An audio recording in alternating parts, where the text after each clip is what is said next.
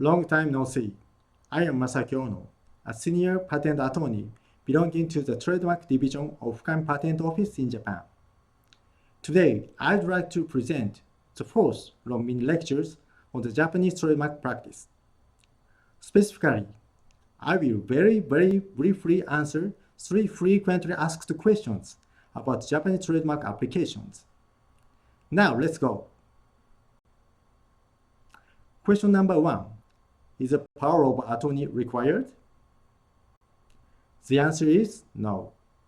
However, when filing a response to a provisional refusal for the Japanese designation of an international registration, we require POA.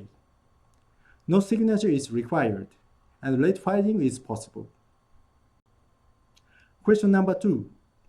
Must descriptions of goods services be specific? The answer is yes.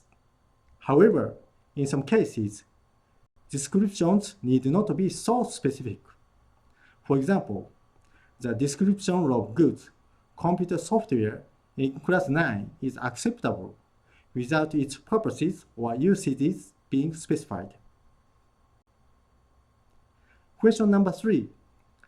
Can I overcome an office action citing my prior mark registered under my old address by arguing that the applicant and the restaurant are the same?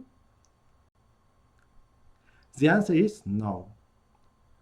In order to overcome such office action, it is insufficient to just argue the identity between the applicant and the restaurant, and you must record the address change for the cited registration.